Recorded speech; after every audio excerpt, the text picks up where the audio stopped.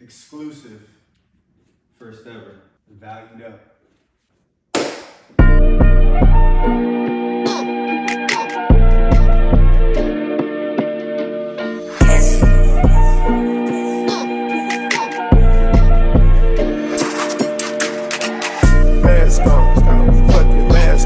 What is up, everybody? Welcome to the Valued Up podcast. Super excited to be here. It's episode one, numero uno. It's been in the tuck sometime, man. You excited? Couple months, yeah. I'm fired up. Oh, man, you can't even believe it. I'm fired up and I'm valued up. Valued up, man. From the jump. Exactly. So Valued Up podcast. I mean, talk a little bit of Valued Up, man. What does that even mean? Why did we decide to name it Valued Up? Yeah, I mean, any way we can add value to a viewer's life. And I feel like we even are here to add value to each other's life, right? Iron sharpens iron, and we're building a community, an association, something that you can plug and tap into at whatever you're doing throughout your day or night, to where you can learn, grow, become a better version of yourself. I mean, that's why we have a lot of things in the tuck with some business things, but we really wanted to push out Valued Up to really be that tool to allow people to potentially even eventually tap into a lot of the other business side of things that we're tapping into. But ultimately, it's just to add value, laugh, have a good time, and just let you know that you're not the only one in life that goes through the things that you go through, and you're not so different from everybody else. Exactly, man. So really the overall goal is to bring people behind the scenes, not necessarily behind the scenes like the podcast, but we're in the process of rolling some pretty big things out, man. Jumping into business, jumping into entrepreneurship, on the way to getting rid of our 9-to-5s. And so we wanted to bring everybody with us, no matter what your guys' starting point is, or, you know, we just want to add value to anybody and everybody. It doesn't matter where you're at in life. Yeah. If you have that whisper within your soul that's been speaking to you, like, hey, do this, if you had something on your mind, or if you just want to come for the entertainment value. I mean, we're here for anybody and everybody, but we just wanted to be raw, authentic, and bring you guys along the journey. We're going to talk about failing points, what we got in the tuck, what we're rolling out, our experience along the way. Yeah. And this is just the starting point, that's what I'm excited about more than anything. Is we're at the starting point, rolling things out. And here I get to sit at the table with my brother and talk about it to the world. Yeah. And that was one of the things that we talked about even prior to even sitting down and doing episode one, is being where our feet are and not pretending to be better than what we actually are. Yes. Because so many people, highlight themselves on social media and pretend to be something that they're really not. I just saw something the other day of somebody on social media, and they got posted from a job, and they're like, oh, what? So-and-so actually has a job? And all the comments were like, yeah, that's what most social media influencers have, right? Like, we are true and authentic to ourselves, but that's what's so cool is about episode one. This is history in the making, and y'all get to see the journey of where we're at right now and where we're going. And there's going to be some behind the scenes you get to follow and tap in, and it's just cool, man. It's super cool. And I'm excited to show the growing pains more than anything, man. Yeah. Because like you said, we started this when we're not polished. People want to get going once they have all the ducks in a row. Wait, hold on. I thought everything was already perfect. I mean, wait, let's edit this and then cut it to make it seems like everything's already 100% good to go. Right, that was the game plan. That's the game plan. I fumbled the bag, bro. It's okay. Not been the first time. I let them know that we're not perfect, bro. Yeah. Wait, you let them know we have jobs too? Yeah, 9-to-5s, dude. 9-to-5s. Come on, man. But it's all good. You're an employee. That's why we say exactly where you're at. It doesn't matter, but being vulnerable enough to show where these true starting points is. And I think that's the mark of a true leader within any arena, is the willingness to be vulnerable, man. I think so many people, we're afraid to be our true authentic selves. We're afraid to be truly vulnerable, to show fear, to show mistakes, because of the social media age that we live in, like we were talking about, where everybody wants to put their polished highlight reel online. And that's exactly what it is. It's a highlight reel. Far too many times people don't put behind the scenes, they put the highlight reels, and all we get to see, we go to a job, or we wake up, or whatever life looks like, we get punched in the face. We scroll through social media, we see everybody's highlight reel, and we start the comparison game, right? And that's where you automatically fail, is just that comparison game. You want to compare our successes to everybody else's around us, but we don't realize that we see ourselves behind the scenes, right? And ourselves, our true authentic selves, is what we start comparing to other people's highlight reels. And that's already an unfair advantage. We don't have any idea what's going on behind the camera in these people's lives. You know what I mean? Especially with, highly successful people. Right. We don't even know what's real or what's a facade these days. But we want to compare everything. Like, if I'm not on the mountaintop in 2 weeks, I'm doing something wrong. Yeah. And that's what we wanted to debunk more than anything with this podcast, is show you the authentic, show you if we fail, we're not afraid to let y'all know we failed. We learn from our mistakes. We will. I mean, all the steps is failure after failure after failure after failure, and then you ultimately get to succeed, depending on what your definition of success actually looks like. But it's just failures compounded against each other, and that's why we want to say, hey, this was our failure. Learn from our mistakes, and that's the shortcut to success. The fastest shortcut, you have to have the hard work, you have to put in the time, you have to put in the dedication, but the number one shortcut for me is learning from other people's mistakes. Don't step into the same footholes. Learn from their mistakes, go around that, and then ultimately you'll get to where you want to go, if people are willingness to be real with you. Yeah, those are just the resources. But going back to the highlight reel, right? Like, there's that famous picture of Jeff Bezos in his, I don't know if it's his garage or office. Oh, with the spray painted Amazon, where it says Amazon, it's on a piece of cardboard and it's spray painted on. That's only a big deal because Jeff Bezos became Jeff Bezos, right? Yeah. Exactly. And now you can look at that picture and like, wow, he built $1 trillion company. Yeah. But you didn't see the grind. You didn't see the countless hours, the no's, the overcoming, the battles that he went through. Mm-hmm. And that's what is cool about this is I look at it in the sense of we're creating a documentary on ourselves. Yeah, exactly. That other people, we're just going to be the belief for other people. Because like you said, when we fail, because we will fail. Yep. But we're going to be the podcast that is the proof for other people's lives, that they can see, man, they started there. I can definitely do a better job. Let me go ahead and actually take that shot, because we built that belief, not because we're something special or great. Yeah, exactly. But we sucked that bad that we gave other people belief. Yeah. In going towards their dreams. Exactly. And that's the ultimate goal. I do want to take a step to go back to the Jeff Bezos thing, man, because it's crazy, because I was literally thinking about it on my way home. Number one is when they had the spray painted sign, on the wall in his garage, whatever that looked like. At the time, it was just the beginnings of an online bookstore. It was nowhere near the Amazon that we see today. And what I was thinking about today is, if I was driving home, I saw 3 different Amazon minivans delivering packages, and I was like, how crazy is that to start where they did? And I want to give a shout out real quick to Albuquerque, New Mexico. That's where Jeff Bezos is from. Oh, okay. You know what I mean? Really, that's a little bit of clout. Yeah. Unfortunately, he didn't want to stay and create Amazon in Albuquerque. He moved, but that's one of our heavy hitters, which is totally cool. Which, man, you're from Albuquerque, New Mexico. Yeah, which I'm from Albuquerque. Now we're in the DFW area, military background, been all over the place. But shout out to Albuquerque and Jeff Bezos. But what I was thinking was the fact that they had their own personal fleet.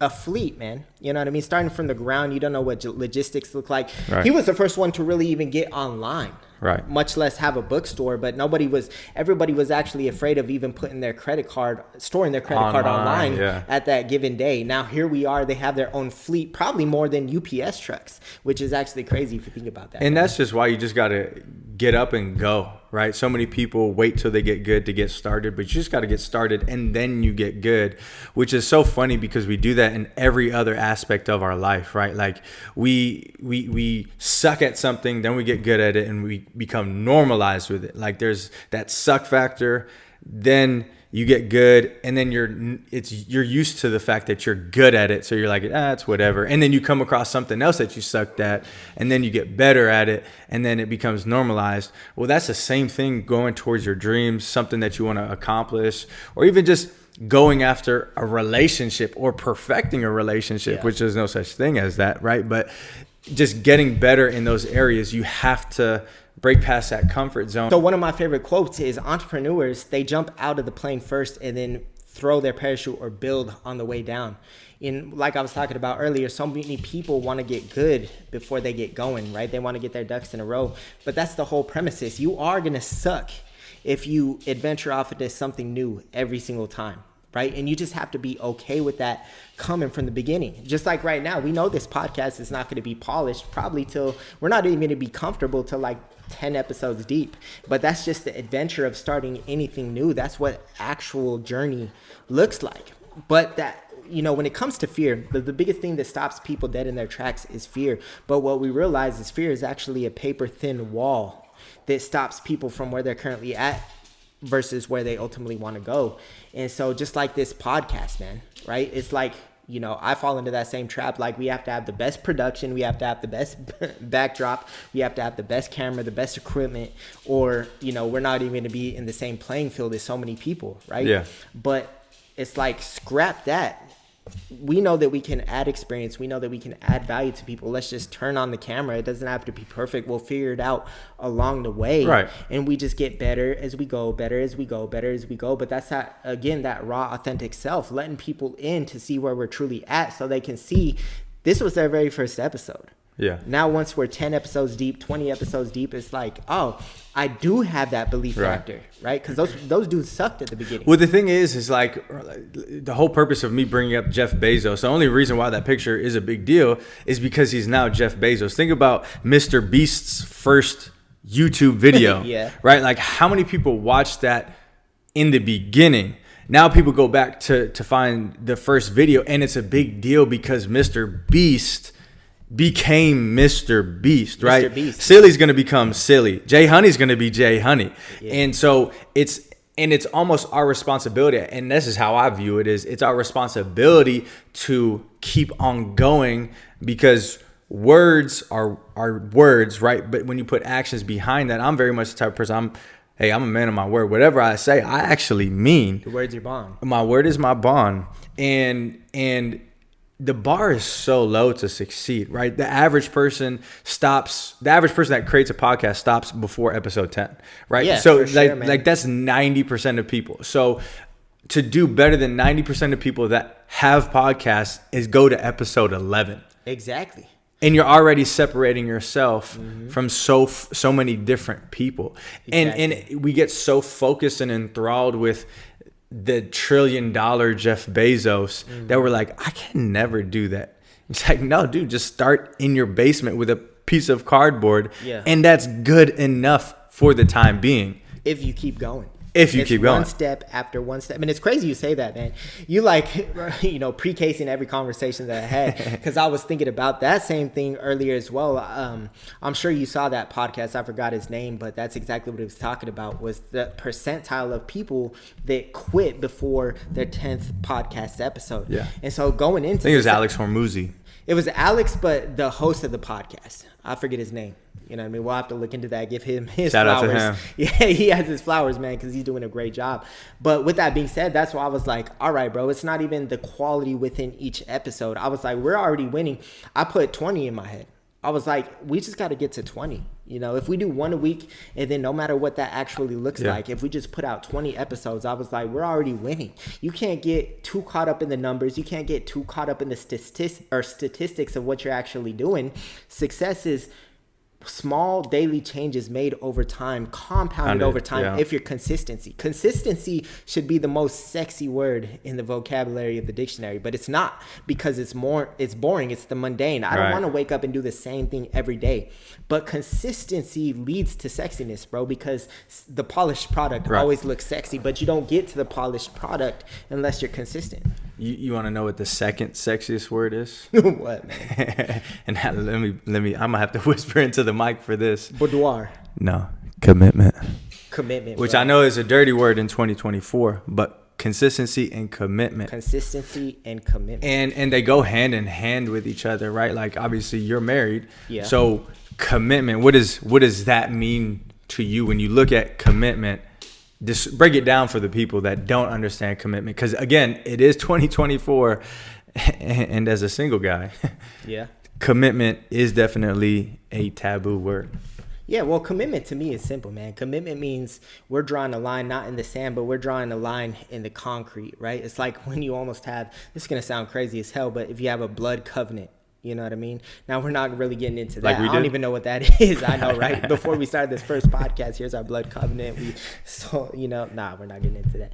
But when it comes down to commitment, it's very simple to me. It's like, come hell or high water, you're going to stick to the cause no matter what, right? You already have to go into it knowing that you're going to have your highs, you're going to have your lows, you're going to have things come out of left field, you're going to have your failure points. Things are going to actually not be pretty like 90% of the time. But a commitment is going into it knowing what you're signing up for. Word is bond. Word is bond, no matter what comes your way. And I think we have projected such a visual in our minds before we commit to something, and if it doesn't look like exactly what we provisioned, then that's where we want to give up, because it's like, this is not what I signed up for. It's like, but you don't know what you signed up for. If you want to go to marriage, or if you want to talk about marriage, right, that's probably the least thing that you expect of what you actually signed up for. Because if you're going to spend the majority of your life with somebody, a whole different human being, and you're going to cohabitate with that with that special someone in your life, two complete human beings living separate lives together under one roof for the majority of your life. We're talking, depending on how long you live or when you got married, but let's just say 40 years. And that's being conservative, man. You know what I mean? Let's say you got married at 40. Hopefully you live to at least 80. That's 40 years of marriage. And that's on the conservative number. But what I mean by that, even with that conservative number, going into that, you don't know what's going to transpire within that 40 years. You have absolutely no idea. You cannot go into that marriage thinking that this is what these 40 years are going to look like. It's going to be a 40-year honeymoon.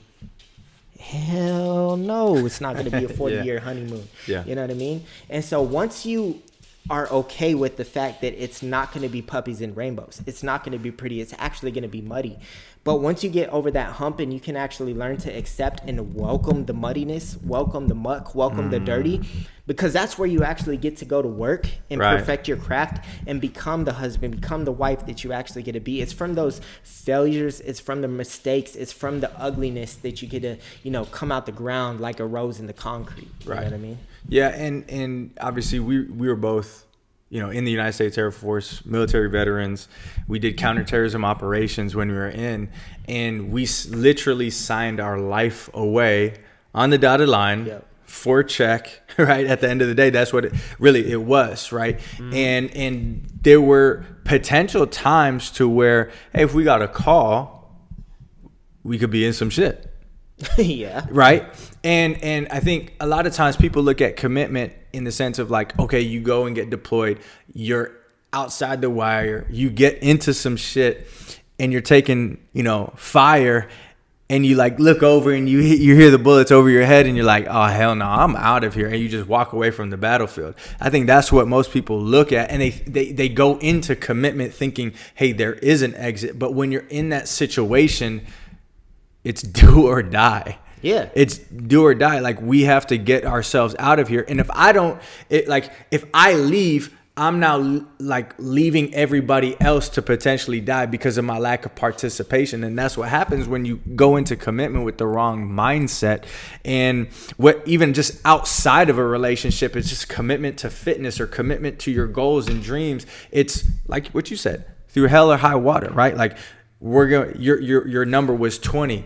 Through hell or high water, we're gonna consistently record 20. Right there, exactly. I'm so outcome focused, and I know I'm just, me best, but I'm crazy sometimes. Good crazy.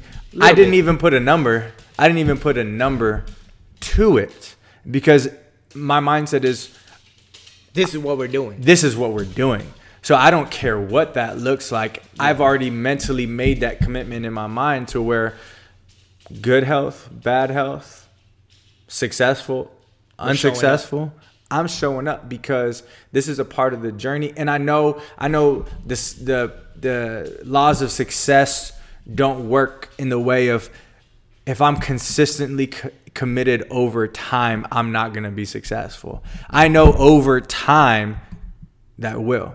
Everything that we've talked about and dreamed about and will come into fruition over time, as long as you stay committed and consistent. Exactly. And that's the cheat code that everybody's looking for. Yeah. But they don't want to do it. They don't want to do it. But my favorite thing within that, lies the journey itself. And once you it's the coolest thing. It's the coolest thing, man. And it's probably one of the hardest things to come to grips with, right? Like you have to go through you have to pursue excellence in at least one thing to be able to get there. You know what I mean? To be able to get to the mindset of falling in love with the journey rather than the end result, right? And if you keep commitment has to be that foundation. Commitment has to be the thing that you write out, the hell or high water. I'm going to show up no matter what. Not put a number on it. Just like, this is what we're doing. This is the commitment we made no matter what comes our way.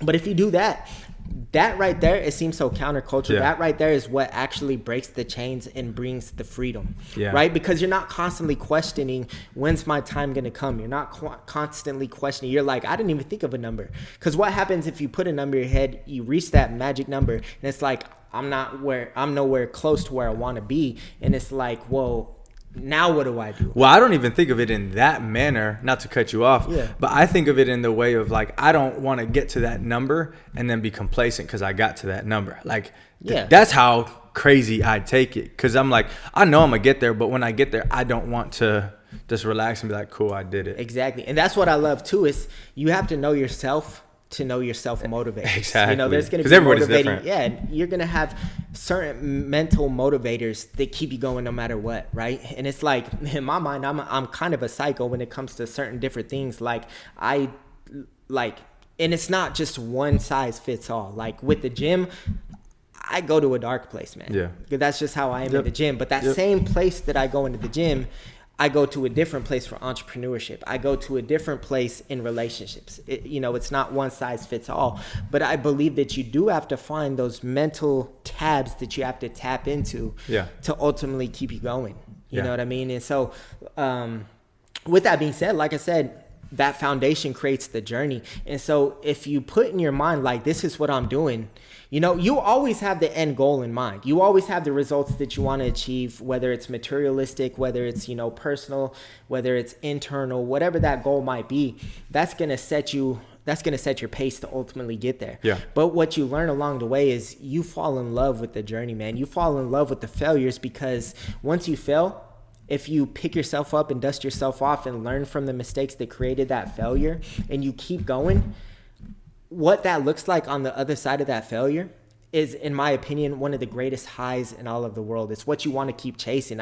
I think that's why high-level entrepreneurs get so addicted to what we call the game, is because it's that right there. Right, yeah. It's failure after failure after failure after failure, and it's those highs of picking yourself up. It's those highs of learning. It's those highs of perfecting your craft, and it allows you to keep going. And then the biggest thing is, you could potentially, if you're putting the work, you could even get to those end goals quicker than you thought, or later than you thought. But you're like, you know what? Screw that. You're like, I don't even really care. Now let's pivot. Let's do something else that's going to carry that same high. That's going to allow me to get those achievements in life. That's going to allow me to live the best life possible. Because it's all about stretching your comfort zone. I think that right there is the greatest thing you can do, is stretch your comfort zone, and that's the biggest high in the world. Yeah, it's like, why was Kobe Bryant still competing after he won, five? Five.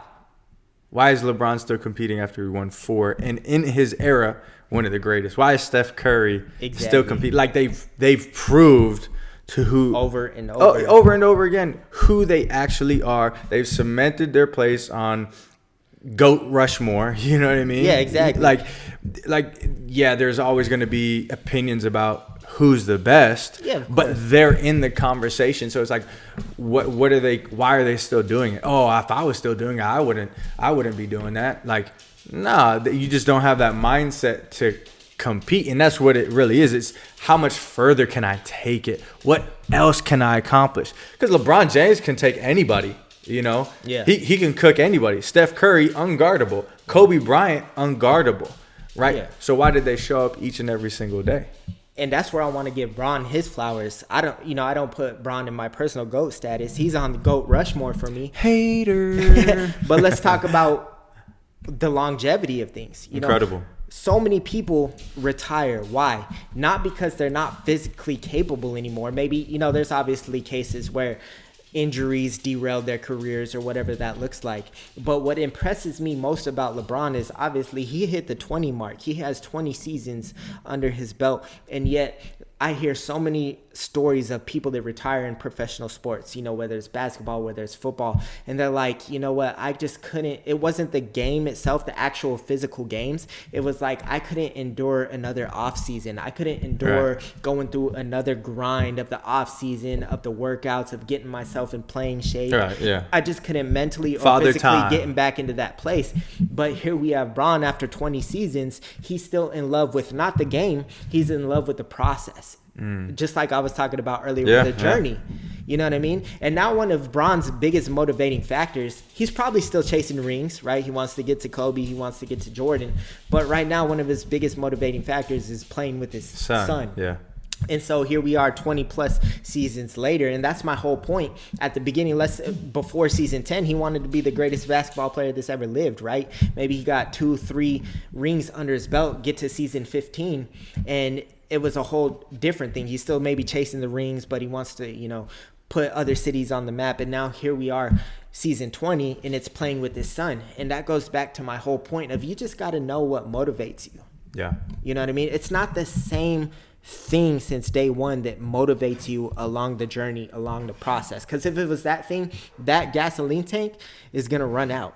Right. You know what I mean? That's ultimately going to run out. You got to re-spark yourself, refuel yourself along the way to keep going to where you want to go. Yeah, and those are the makings of a high level achiever, right? And I always ask myself, like, why do I think the way that I think? I look at other people, right? You're like talking in the beginning of the pod about looking at what other people that have gone down that path have done, learning from their mistakes. And I try to take different things and mindsets and just processes and systems that other successful people have. And for me, I know my brain, I know how it works, but I look at what those characteristics of other high level achievers are, you know, and I think, right, like if you want to make $1 million, what is somebody that makes $1 million? How do they act? What are their characteristics, right? Somebody that makes $1 billion, right? Who are they? How do they carry themselves? How do they conduct themselves? Are they disciplined? What are their habits, right? Because if you want to get to a certain place in life financially, right, you have to, or not even financially, but you have a goal or a dream, you have to back engineer that down to from the year to the month to the week to the day, and understand what those systems are to leverage to get to that point. It was the same thing with the person that builds that, right? Because where you're at right now, just like us where we're at right now, can't go and build $1 billion. Not that we're incapable of it, because a human's potential is limitless. We were talking about this the other day, but you have to, regardless of our potential being limitless, we still have to build ourselves to actually go and accomplish those things, right? And so I think the best way to figure out how to get to that point is just look at those other people and mirror what they've created, how they've created it, who they are, if they're worth mirroring, right? Exactly. And implement that into your own life. Yeah, of course. But the biggest thing is right there is, you know, being careful to fall into that comparison game, right? Because the timeline of everything is going to be different. There's so many different variables. The principles of what that person follows, and it could look completely different from you. But you have to look at those key characteristics of what they operate on. Right. It's like the engine, right? If you're driving a Honda Civic, but you want to, you know, be as fast as a Ferrari, and you're like, let me look at the key characteristics of the Ferrari. Well, you have to have the same cylinders, you have to have the same capacity, you have to have the same spark plugs, you have to have the same engineering, and you have to be Italian in order to operate as a Ferrari. Yeah.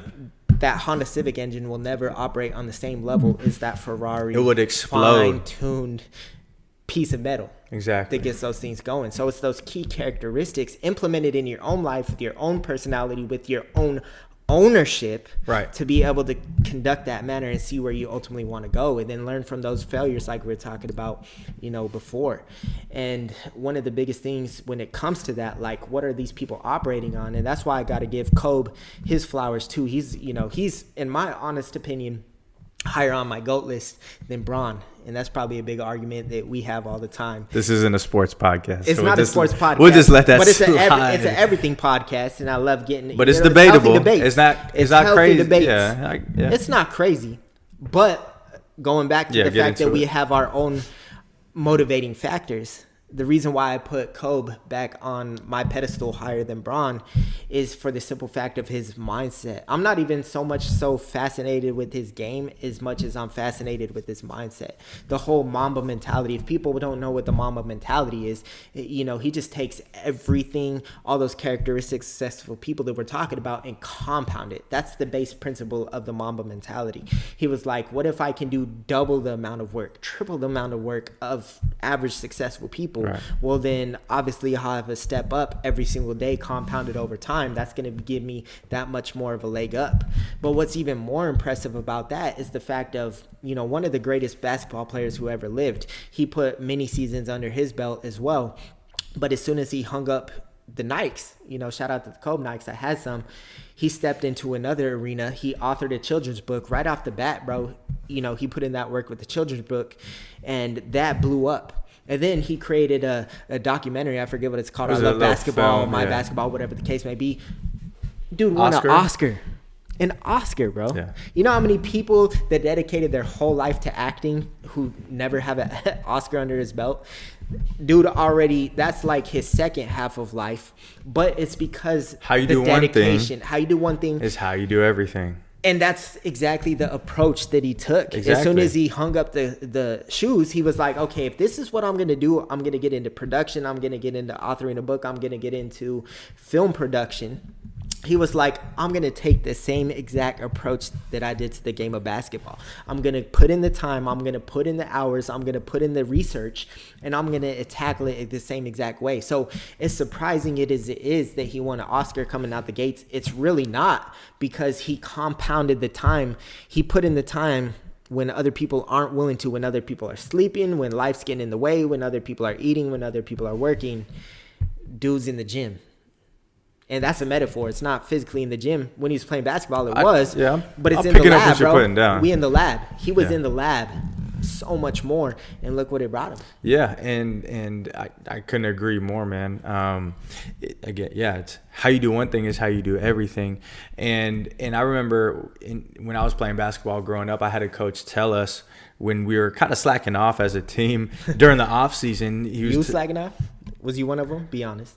No, I was always in the gym. Like I was never be in the gym, but you be still slacking off, bro. No, I was never the best person. Yeah. And this is why So you can afford to slack off. Exactly. Okay. I literally had to work for my position that I was in. Yeah. Like I was undersized. I wasn't the fastest. I was still good, but I became talented from the hard work. But this is why the quote that the coach said to me really stuck out, and I tucked this in to me everywhere I went, was somebody's practicing to beat you right now.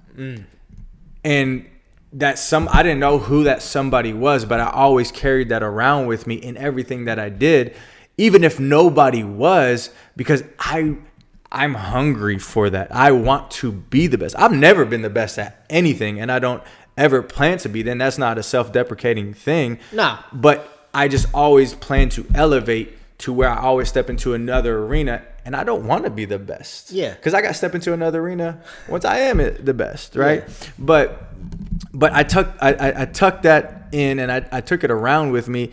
You saw when I was in the Air Force, you worked hand in hand with me. I would get so many different, not compliments, but really just people almost making fun of me. Like, why are you working so hard? You're doing all the work. You're like, and everybody else at work was just kind of lounging around and relaxing, even this dude. And oh wow, she was throwing shots at me. And you just had this dude took me under his and I was always confused, because I'm like, this is why I'm here. Number one, like I looked at that when I was playing basketball, like, why wouldn't I go and put in extra hours in the gym during the off season or before school or after school? This is why I'm here. Somebody's practicing to be better than me, and I'm not even the best person, so I really have to go and eat. But I say that to say so many people rely on their talent because they are good. They know that they're good, and so they feel like they can take that talent into something else, or even what they're doing, and it's like, man, it's going to come easy. If you rely on your talent and you have that mentality that something is going to come easy,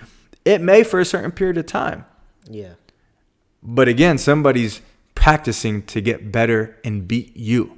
And then when you rely on your talent has a ceiling as well. Mm-hmm. So you always have to keep going. And that's what I respect Kobe as well. I always go back and I think about who has the better mindset, Michael Jordan or Kobe Bryant.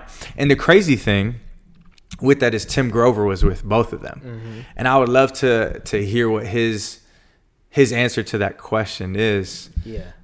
But I think Kobe does. Well, I've heard some of his answers, and it goes back to the sheer fact of Tim Grover will be the first one to admit that MJ was more talented coming out the gates. Now, they both had that killer mentality. Right. It's not to take it away from MJ because he was the first psychopath on the court. Right. That was like, I'm going to put in the and work. Kobe took it to a whole nother level. Because he didn't come out the gates with the same athleticism as Mike. But Mike was the GOAT / ghost that everybody was chasing. They call him the ghost, man. You know what I mean? Because it's something that's like imaginary that you continue to chase. You know what I mean? And so with that being said, Tim Grover was like, yeah, Kobe went crazy in the lab. He went crazy in the gym chasing the ghost. But the best thing that Kobe ever did was realize that coming out the gates, which kind of blows my mind because we all know Kobe came into the league straight out of high school. He didn't go to college, but he's the first one to tell you like exactly what you were talking about. Like, I wasn't the fastest, I wasn't the most athletic, I wasn't the most talented. It was like, bro, you went to the league straight out of high school. Like, what? Yeah. How does that even compute? How does that even make sense? But that was the mentality that he always carried with him was, I have to work harder than everybody because I'm not naturally as good as everybody. And again, that's what stuck to me more than anything with him was like, okay, you got to take that that mentality to move forward. And what you were talking about was, I don't have to be the best, I don't have to be the guy. And it just depends how healthy that mindset can be, because that can be another motivating factor. Like you were talking about, I love the factor where you're like, somebody is out there practicing right now to replace me. Not necessarily replace you. They don't even know who you are. Exactly. But somebody's working harder. They're outworking you. You know what I mean? Because you can potentially get comfortable. It's like, I paid my dues.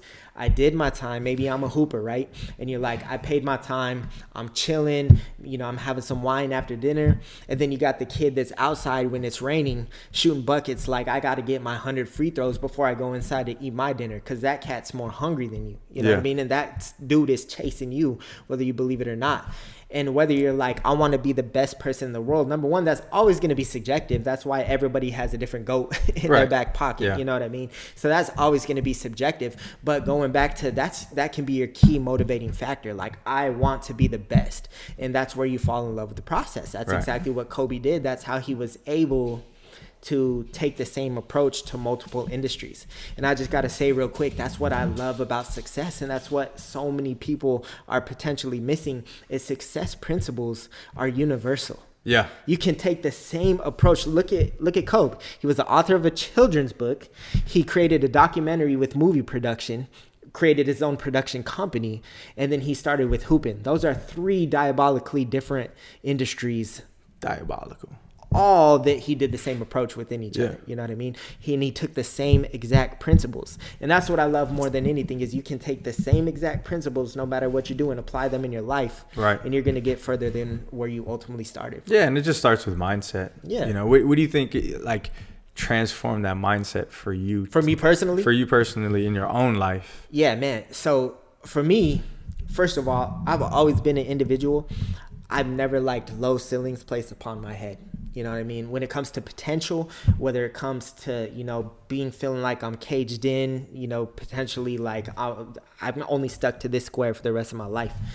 It wasn't one defining moment that changed me forever. It was a bunch of micro moments in my life that led to frustration where I was currently at that actually got me to do something about it. Yeah. You know what I mean? And so I think I just ultimately, no matter what I was doing in my life, I've always been competitive. I've always wanted to do great. And no matter what I was doing, I ultimately hit a ceiling. Right. And so once I hit that ceiling, I banged my head against the wall enough to where it led to so much frustration. And I lived there for a moment. Right. I'll be the first one to admit, I never really understood what the path looked like. Growing up, I kind of had to find my own path and teach myself how to do things and go about life. Yeah. So with that being said, I didn't know what it looked like to overcome at the very beginning. So I would sit there and bang my head against the wall over and over and over until I got pissed off enough to where I wanted to actually stretch my comfort zone and change. You know what I mean? And so, perfect example is coming out of high school. One of my best friends, shout out Victor, he wanted me to join the Air Force with him right out of high school. Shout out Vic, bro, because here we are. We're in the Air Force and we're appreciate our brotherhood. You, Vic. Yeah, Vic, shout out. And you're doing big things in the Air Force too. Commission, love you, bro. But with that being said, and I've never even had this story with him, but he wanted me to join the Air Force with him right out of high school. And, verbatim while I was still in high school, I was like, man, I'm never joining the military. I'm not trying to go to war. Well, fast forward, right out of high school. There I was in war. Here I was in war, right? Our old traditional war stories. But nah, man, I went the traditional, go to school, get a good education, get a good job, and you'll become successful. However, I never lasted a full semester in school. Yeah. I dropped out of college twice. Right. And the first time I dropped out, I went for business. I was like, okay, I'm going to get my life together. I want to be an FBI agent. I always wanted to be a homicide detective. So I was like, okay, now I know what I'm going to do with my life. Is it because you lived in Albuquerque? It could have been. Yeah. You know what I mean? I would have been active as a detective. Let's talk about that much. I would have been busy, in the field, bro. Yeah, I wouldn't have had a personal life because it would have been like a CSI episode exactly, every day. Bro. Active in Albuquerque, New Mexico, bro. You eating as a detective, but it better not be for the love of money. Gainfully it's for employed. the love of falling in love with the process of catching the bad guys because there's so many bad guys to catch. Shout out to I love y'all. But with that being said, it's like I knew a different outcome that I ultimately wanted to achieve, right? Which was become a homicide detective, but I couldn't change the process.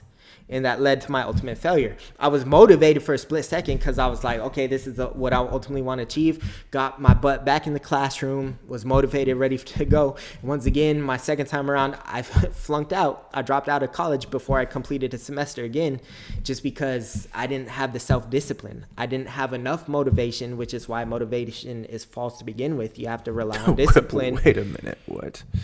It's another conversation. That's another conversation. But so I didn't have the self-discipline. I relied on motivation, which led me to falling out and dropping out again. Vic, who we just talked about, invited me over for a UFC for a barbecue one time. He ended up getting stationed back at home. He did join the Air Force right at school, got stationed back at home. And so I went over to his house and I was like, dang, man, this dude's, married, kid on the way, had a nice crib, had a couple of nice cars in the driveway. I was like, bro, coming from my background, I was like, that's exactly what I want right there. I was like, you know what, maybe war is not too bad at the end of the day if it's going to give me this lifestyle. So now, meantime, I come from kind of a military background. My grandpa, my uncle both served in the Navy. Yeah. They wanted me to join the military, but, they didn't persuade me enough, and it was still the same answer whether it was my blood relatives. I was like, I'm never trying to go to war, dude. But fast forward, I was like, okay, grandpa, after I seen Vic's lifestyle, I was like, maybe it's not so bad. I was like, I'm gonna take the plunge, and so that frustration point, that failure point right now, I swear to God I was never gonna join the military, but I beat my head up against the wall so much where I was like, I'm not gonna be a bum living on the streets, you know what I mean? I'm tired of these broke-end jobs. And so that frustration got enough to where I was scared to death to go to boot camp, but the frustration alone became at that point more powerful to get me over that hump to do what I had to do. And then the rest is history. Now I have such big dreams even after the military and stuff like that. It's that same principle where it's like, no, I'm scared to death of being stagnant. I'm scared to death of being in the same place for the rest of my life. So I allow that frustration to take me to higher ground. Yeah, it's crazy how your comfort zones can then create uncomfortability to actually push you towards your dreams and your destiny. Exactly. Right? It's crazy how that happens over time. But, who is it? Newton? Energy cannot be created nor destroyed. Yeah. So you used frustration and you turned it into something positive for yourself. Say the Air Force was the game plan overall. You still instead of a dead-end job and stuck in your hometown. Not that that's a bad thing, but you saw yourself as wanting more for yourself, and you took that chance and you did it. You know, for myself, I mean, similar story. Going into the Air Force, I thought I was going to be an NBA player. That quickly did not happen. Diminished. Dang, bro, you wasn't in the gym. But I always think back to that point in time, and it very often do I wish, oh man, I wish I could go back to this age. But if I did with the mindset that I have right now, y'all lucky I'm not in the NBA. Hold up, let's talk about that for a second. I don't know about you, bro. So football was my main sport growing up, and I ain't gonna lie, I was definitely not the most talented on my team. I didn't even start for the most part. You know what I mean? You would have killed the bench. I did kill the bench, bro. No, I kept it warm. That mug was warm, bro. My booty on that bench, bro. Hey, silly, I'm thirsty. Exactly. I got you, dog. And I always teetered on that line. I wasn't bad, right? But I wasn't good enough, right? But it was because of the mindset, bro. I had the athletic capability. I just didn't have the self-belief. Therefore, I held myself back. But to this day, with this new profound mindset of what success actually looks like, bro, I have dreams. All the time. Constantly. I have dreams, bro. I always have dreams that I have pads on again, that I'm getting a second chance. I don't even know why, but I still have dreams to this day where I get a second chance in high school, being my current self. Not that I go back to high school. Dude, I've had a dream where I'm like... just a 34-year-old man. Maybe not 34, but I've had the dream where I'm maybe like 19, 20, and I'm like, wait, I thought this wasn't even legal. And I'm talking to the coach, and they just find a way to make it happen. And I can tell you, my dream, I've never been so happy in my life. I'm like, here's my chance, bro. Even in my dreams, I'm putting on the pads, and I'm like, okay, with this mindset, I'm a slay. I'm a cook, bro. I'm about to throw this football over the mountains over there. I don't care if it's legal or not. Yeah, shout out, dude. But Uncle Rico, right? Yeah. Rico? Yeah, shout out to Rico, bro. That's him, bro. Just grown-ass man in high school. But, vicariously, living through that dream alone, I'm like, dang, that was the literal dreams. I'm like, dang, man. But that's what gets me excited for when I have kids, bro. I'm not going to lie, it scares me to death to live on that line where I'm like, I can't vicariously live through my kids. Since I had those failure points and didn't get to live with those successes in my life, I can't push my kids so hard where they resent me because I'm living through them. Right, you know what I mean? But having that healthy mindset of, hey, learn from my failures. This is what that actually looks like. Yeah, and like for me, because there's such a jump when you go to that next level of talent. And I always feel, and maybe I'm delusional, right? Like, but I felt like I could have competed to a higher level, even with that mindset, just because I was one of those guys that I put in the work. I've always put in the work no matter what I did, what I pursued. I just didn't rely on my talent because I knew I wasn't that good. Right. But joining the Air Force, that was my ticket, because very similar to your story, I was frustrated with the job, a BS minimum wage job, 18, 19 years old, not going anywhere. All my friends gone to college, and I feel like so many people, especially young men, it's hard for them to find the purpose. Oh, yeah, for sure. And I love this era of social media. I think this is one of the positive things of social media, to where we're able to see and tap in with other younger people that are understanding how to make money online. Because think about when we were growing up. Oh, bro, if you wanted to make more money as a kid, you went and got a second job. Yeah. Now you have this thing called an iPhone? And you can download apps and leverage those apps to go and make money. Even if it's going and picking up somebody's groceries. Something, bro. You can go in, right? Even information. We live in a world where it's not lack of information that holds people back.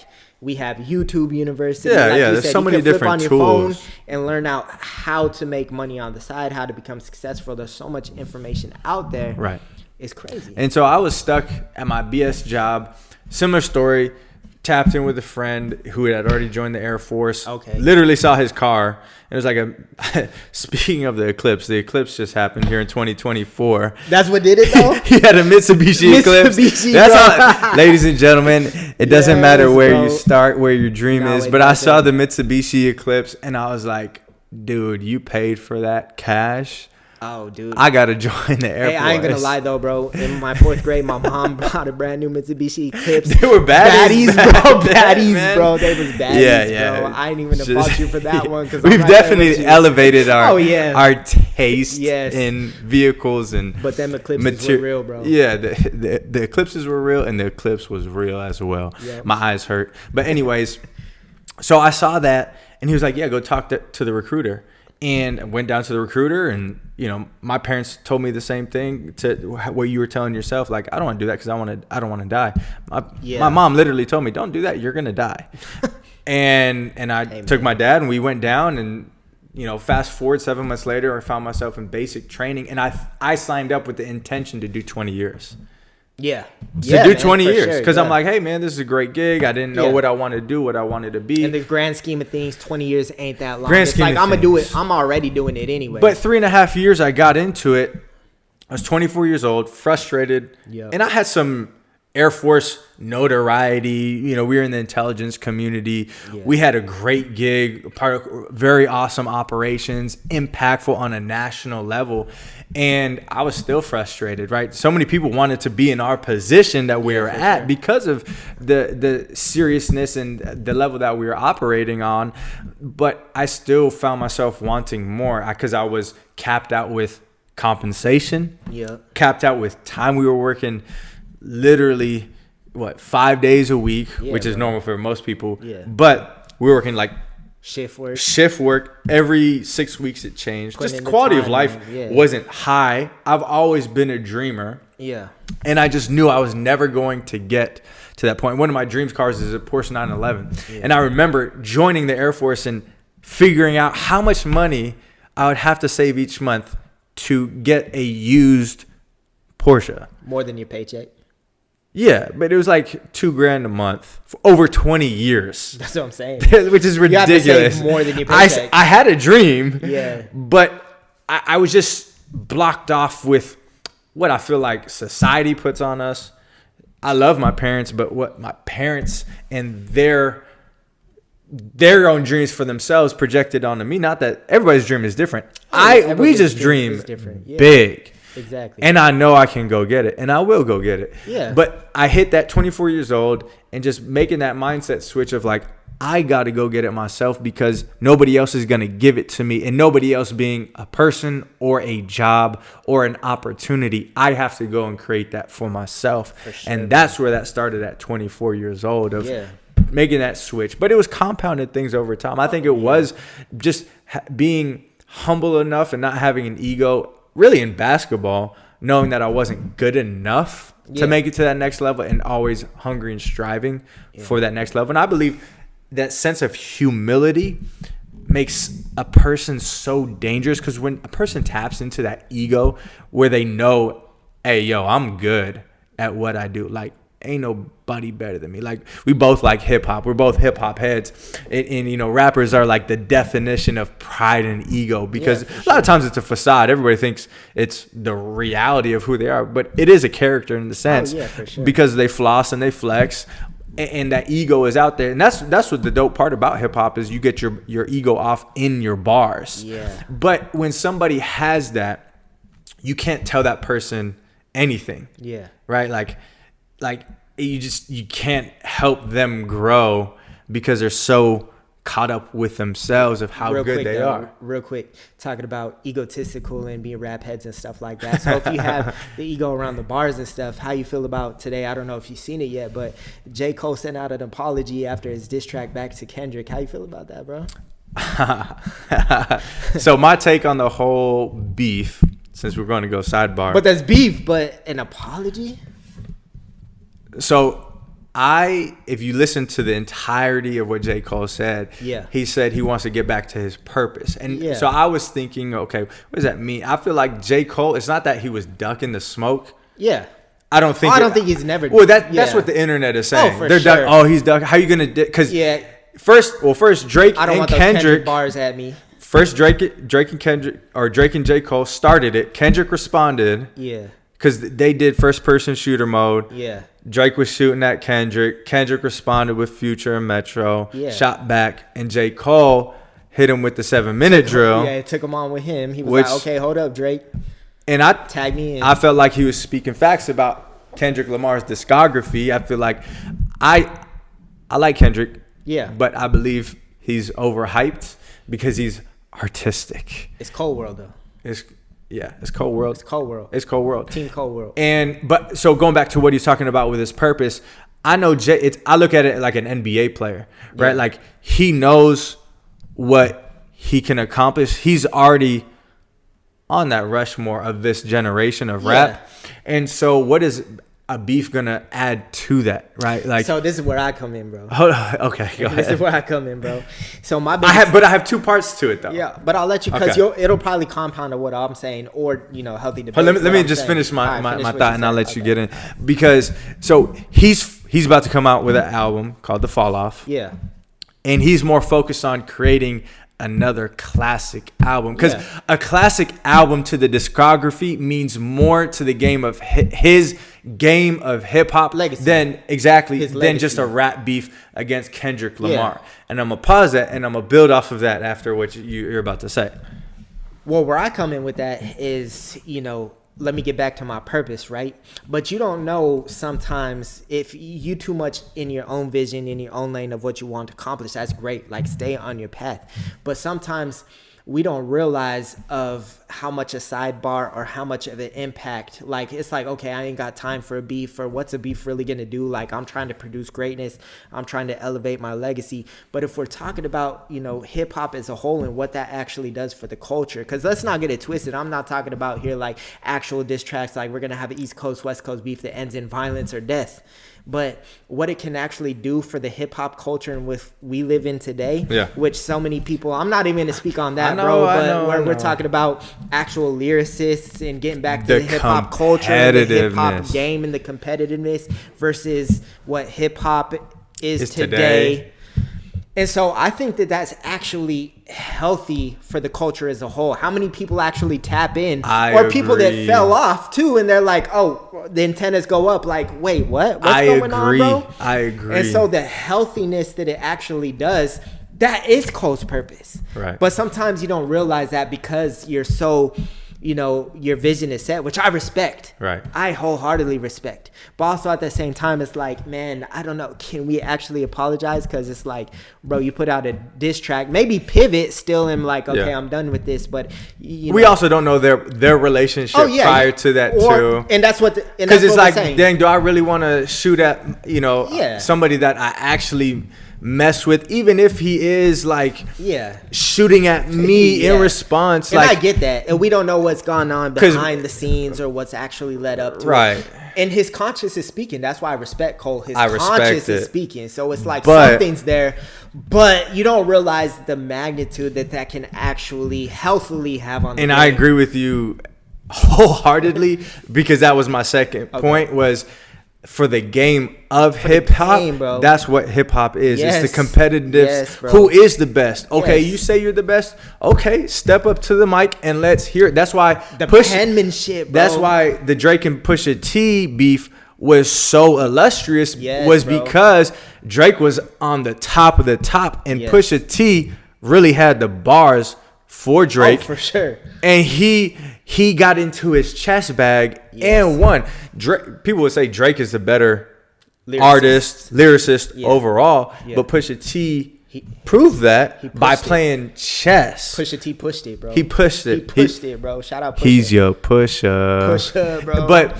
But that's what I wanted from. He pushed more than T's off that, bro. Yep. I wanted to see J. Cole and Drake. Specifically, J. Cole. I figured Drake was going to just kind of focus on the future stuff. J. Cole was going to go at Kendrick. Drake's going to Drake, bro.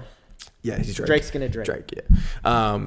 But I wanted it for... I've been like frothing at the mouth. That's what I'm saying, waiting for J. Cole to get back. Yes. He came out with 7-minute drill, and I'm like, we're yes, like, dude, bro, come on. We back. Yes. Hip-hop is in a healthy place, man. Bro.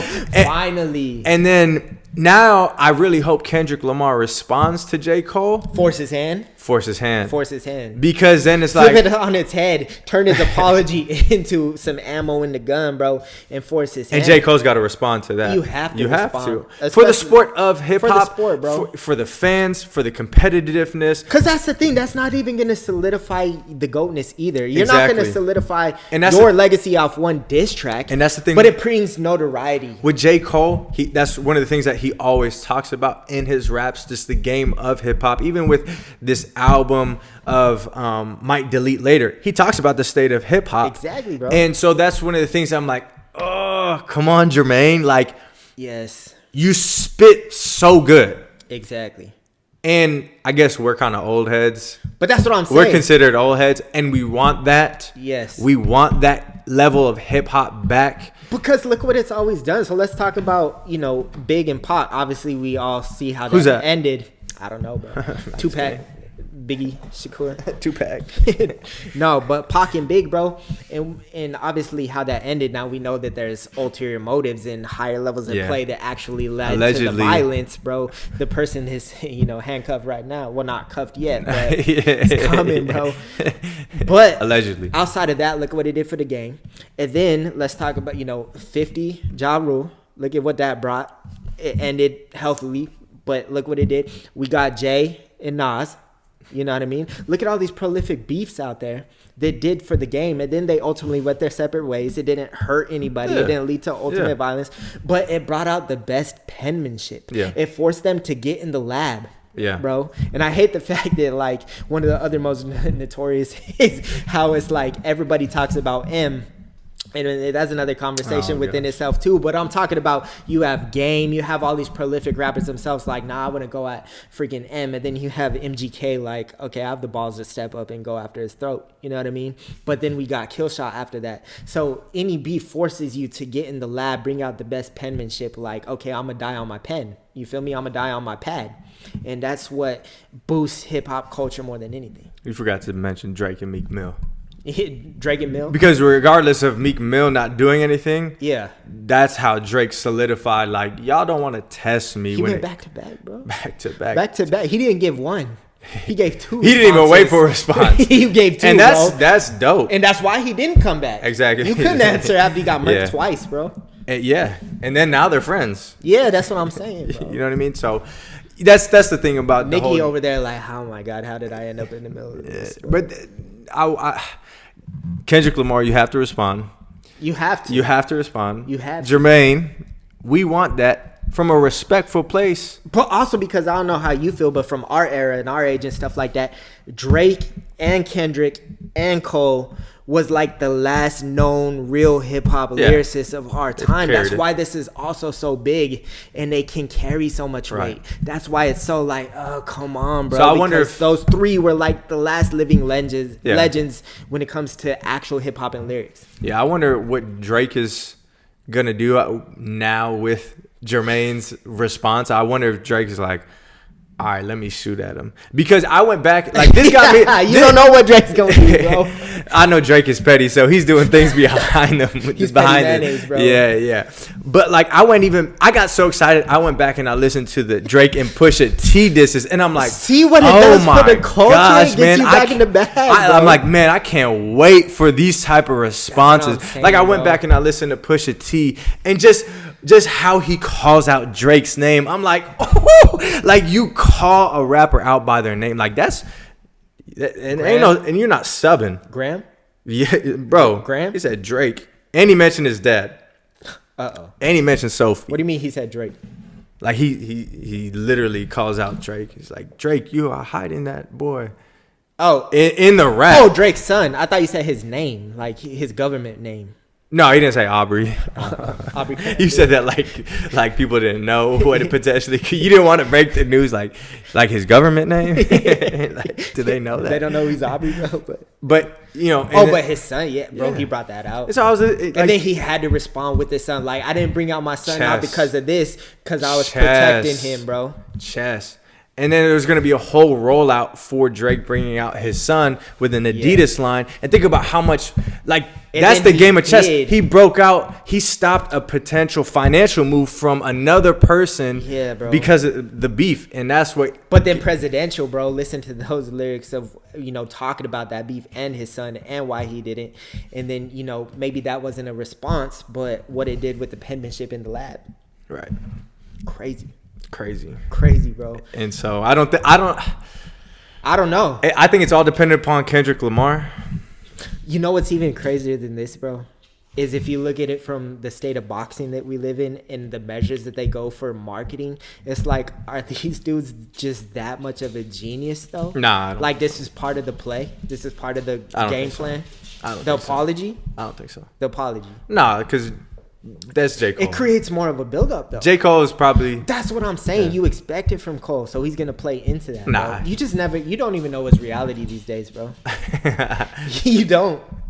You don't, bro. He's trying to get conspiratorial. Not even that. Yeah, this is just facts, bro. This is facts. This is a fax machine, bro. They're all industry plants. Dang, bro. I'm not even saying that. I'm just saying we some smart dudes. They, can play. I think it's... I'm not saying the whole thing's staged, bro. I'm not saying that. But the more the build-up it brings. Yeah, I But we'll see. Yeah. We'll see what Drake does. I think it's all on Kendrick. If he responds to the apology, or if he forces, because here's the thing: if I'm Kendrick Lamar, you already dissed me, and then, but I also think that's kind of a cold move from J. Cole. Like, I'm gonna diss you and then apologize, but the diss is still out there before the response. I think that's kind of a dope move. Like, no, it's not kind of. He said he's pulling it from all platforms. He better not. He said that. That was just part of his apology. I saw that. He's like, I'm pulling everything. But it's the world in which no, he's not, because he can pull the officials off the platform, but we live in the internet age, bro. It ain't going nowhere. It's so funny. I was listening to that song today, 7 Minute Drill. I'm like, and in my mind, I'm like, if J. Cole's not gonna play this song, I'ma play it. Yeah, that's what I'm saying. Let me hit record on this mug. Let me keep it in my back pocket, so if it gets pulled, I'ma still have it. Yeah. You know what I mean? I'm listening to. I'm like, yeah. You Kendrick? Yeah, I know, right? Like, hey, bro. Yeah. But yeah, we'll see, man. It's gonna be interesting what that move like moving forward. Yeah, and again, that's just that's how much of competitors we are in life. Yeah. We just love a good rap beef. Yeah. Whatever's gonna get the juices flowing, bro. Right. Bring out greatness. That's the thing right there. What's gonna get you really in the lab, uncomfortable, to come back at it. Right. In a healthy manner, you know what I mean? That's what we love. That's what we're here for. And that's why life is so exciting, is because life is competitive. Yes, life is competitive. Yes. It's not passive. So many people live life passively, but life is competitive. The reason why, all people live kind of the same life, right? Like, oh, they do, yeah. Like, everybody's fourth house looks the same, right? Like, the fourth house on the block all looks the same. Everybody's car is kind of around the same, everybody's car is around the same, price range. Yeah. But when it comes to that, man, that's what I have to take it a step further, because that's why I love greatness. And when it comes to competitiveness as a whole, like sports, and we love the arena and things like that. But I just look at it with a different lens now, bro. And that's what fascinates me more than anything. Like, one of my favorite fighters in UFC, Sean O'Malley, right? Or even Dak Prescott. I know I'm going to get a lot of beef or hate for, being a supporter of Dak. But it's not just a supporter of being the quarterback of my favorite football team. It's like, I love going behind the science of what makes these dudes great. Like Dak, I love seeing the adversity that's gone on in his life. He lost his mother to cancer. He lost his brother to suicide. He has so many things going against him. And it's like, okay, let me see how you operate in certain pressure situations. I don't even really care about football. I want to see you succeed because of the wholehearted dude that you are. Or when it comes to Sean O'Malley, the same type of thing, man. Maybe he doesn't have that adversity in his life, but it's how he treats fighting. It's what the process he inputs into his life. It's how he prepares for the fight that makes him so lethal. Right. I love that lens of taking such a deeper dive into looking at the competitive things that I do these days. That's what really, gets me going. Yeah, man. And so going back to just life being competitive, when you when you stop in life, everybody else is moving forward.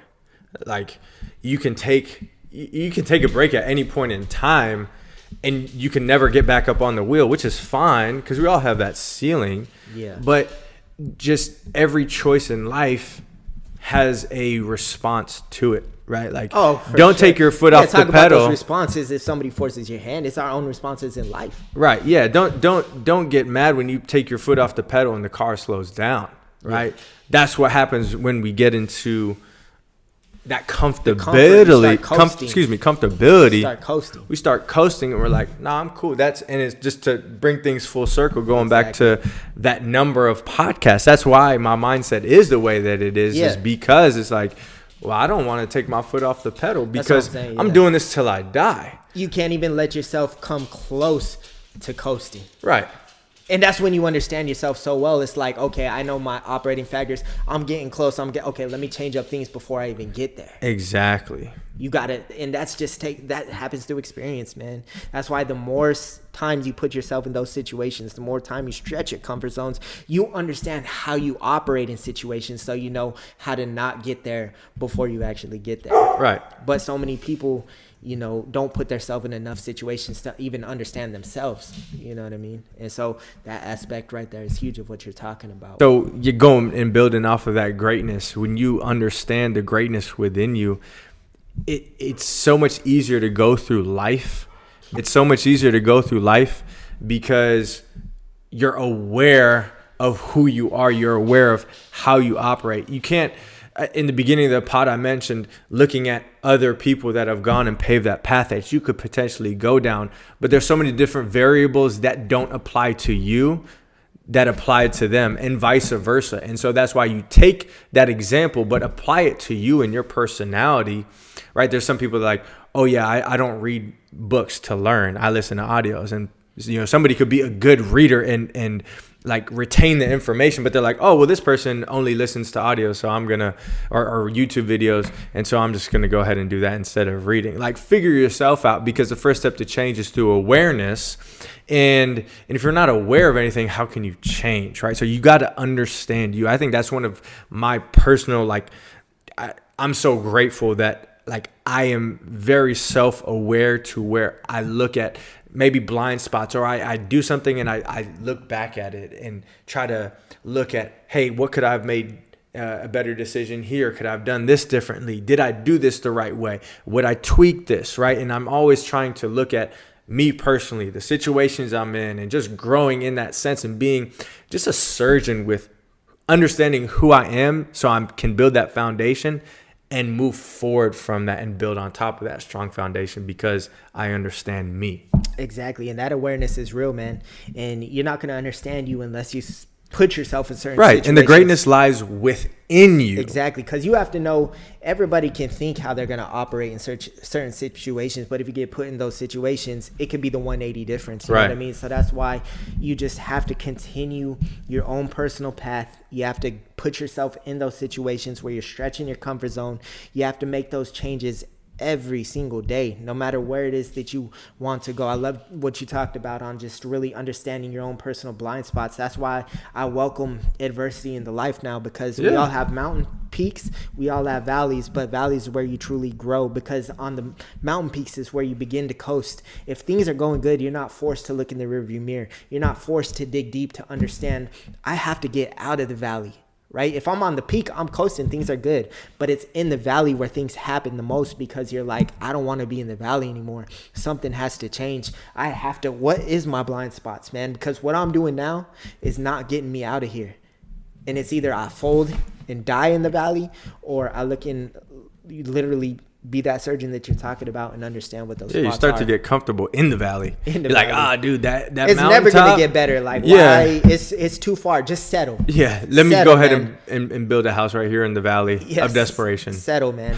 And so, but with that being said, we could go on for hours. We can go, but we'll wrap it up here. We're excited this is just the beginning, guys, like we talked about. That was the whole purpose of today. There was no script today. There was no sectors or segments that we were going to talk about. We just really wanted to be raw, authentic, unfiltered. What comes off the top comes off the top. Yeah. We hope you took some type of value. Our whole our whole number one purpose of each and every episode is to provide one piece of value to add to you guys to be able to take away. But we're excited to get guests on here. We're excited to see where this thing goes, to have more direction moving forward. Maybe we will have segments. We'll see what it is moving forward. But again, we're just happy that you guys tuned in, that you're coming along with this journey, seeing our failure points, seeing our successes. But just more than anything, we want to build that belief. Our starting point is your starting point. It doesn't look pretty. Just get going. I know every one of us has that whisper in our soul. Every one of us, there's somebody, whether it's your own personal self, somebody in your family, whatever that looks like, something's been speaking to you. I know that for a fact. Something's been speaking to you. You've been sitting on something. So many different reasons why you're sitting on it, but it's time to get up. Let's stop sitting on it. Let's let the pain fuel you. Let's let anything fuel you, but it's time. Yeah, and I'd love to look at the comments of what you got out of this podcast. Like, what was the value or something that you just took away, just a quick takeaway that hit you or impacted you. We want to definitely interact with those that follow us and just are along this journey with us, because just like you said, our journey is your journey, right? Our starting point is your starting point, and we're stronger together than we are individually, and so we can go back and forth, and we definitely want to build that community with each and every single person, you know. So y'all ain't just learning from us. We'll learn from you guys. You know, we want to know what you bring to the table. Send the comments, send the requests. Let us know where you're at. Like, subscribe. Like, subscribe. Hit that link below. But in all seriousness, we appreciate you guys. Thanks for tuning in. I'm excited for episode 2, which we'll get on the radar. But yeah, it's been fun. It's been episode 1. Episode 1 in the books. Stay valued up, guys. Yep. Boom.